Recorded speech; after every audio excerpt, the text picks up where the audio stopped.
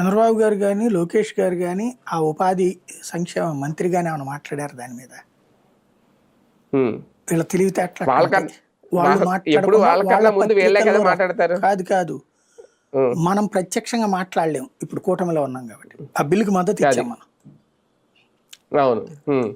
కాబట్టి మన పత్రికలతో రాయిస్తాం. అది. ఇది హ్మ్. బేసిక్. ఇక్కడ సమస్య అంటే ఏంటంటే బిహైండ్ మనమే కదా ఉంటాం.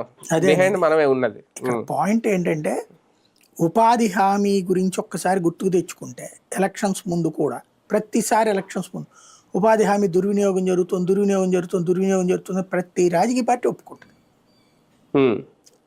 వాస్తవంగా మనకి గ్రామీణ ప్రాంతాల్లో రోడ్లు, కాలువలు, డ్రైన్ క్లీనింగు ఇట్లాంటి పనులన్నీ ప్రభుత్వాలు నిర్వహించుకోవాలి. హ్మ్. పంచాయతీలు ఎప్పుడో చేతులు ఎత్తేసినాయి. పంచాయతీలో పన్ను ఎంత వసూలు వస్తుందండి? హ్మ్. ఓ ఈడ్చిపెడితే అంతే ఓ 10 లక్షల రూపాయలు కూడా రాదు పన్ను. హ్మ్. మనకు హ్మ్. మొహమాటం ఎక్కువ. సర్పంచ్‌లైనా, వార్డు మెంబర్లకైనా మొహమాటం ఎక్కువ. ఎందుకు? హ్మ్.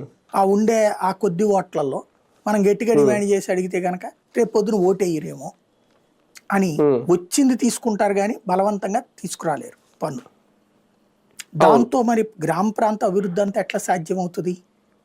అవును. నిజమే. దానికోసమే హ్మ్. కేంద్ర ప్రభుత్వం ఏం చేసిందంటే గ్రామీణ సడక్ యోజన అటల్ బిహారీ వాజ్పేయి గారి టైంలో గ్రామ ప్రాంత